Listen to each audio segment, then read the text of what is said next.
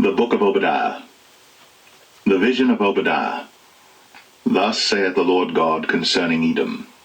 We've heard a rumor from the Lord, and an ambassador sent among the heathen. Arise ye, and let us rise up against her in battle.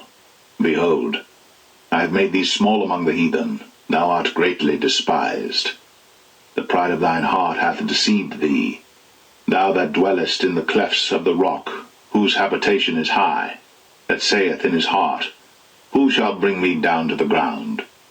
Though thou exalt thyself as the eagle, and though thou set thy nest among the stars, thence will I bring thee down, saith the Lord. If thieves came to thee, if robbers by night, how art thou cut off? Would they not have stolen till they had enough? If the grape-gatherers came to thee, would they not leave some grapes? How are the things of Esau searched out? How are his hidden things sought up? All the men of thy confederacy have brought thee even to the border. The men that were at peace with thee have deceived thee, and prevailed against thee.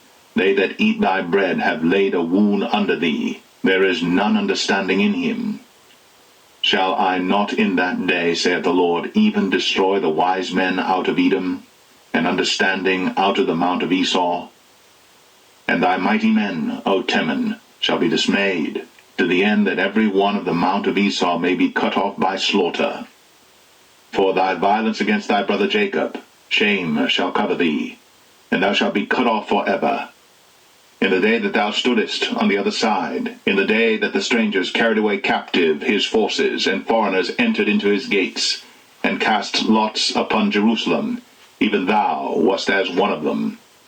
But thou shouldst not have looked on the day of thy brother in the day that he became a stranger. Neither shouldst thou have rejoiced over the children of Judah in the day of their destruction. Neither shouldst thou have spoken proudly in the day of distress. Thou shouldst not have entered into the gate of my people in the day of their calamity. Yea, thou shouldst not have looked on their affliction in the day of their calamity, nor have laid hands on their substance in the day of their calamity. Neither shouldst thou have stood in the crossway to cut off those of his that did escape. Neither shouldst thou have delivered up those of his that did remain in the day of distress. For the day of the Lord is near upon all the heathen. As thou hast done, it shall be done unto thee. Thy reward shall return upon thine own head.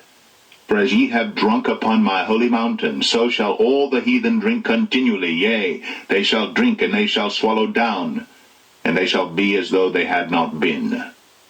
But upon Mount Zion shall be deliverance, and there shall be holiness, and the house of Jacob shall possess their possessions. And the house of Jacob shall be a fire, and the house of Joseph a flame, and the house of Esau for stubble. And they shall kindle in them, and devour them, and there shall not be any remaining of the house of Esau, for the Lord hath spoken it. And they of the south shall possess the mount of Esau, and they of the plain the Philistines, and they shall possess the fields of Ephraim, and the fields of Samaria, and Benjamin shall possess Gilead. And the captivity of this host of the children of Israel shall possess that of the Canaanites, even unto Zarephath, and the captivity of Jerusalem, which is in Sepharad, shall possess the cities of the south. And Saviours shall come up on Mount Zion to judge the mount of Esau, and the kingdom shall be the Lord's.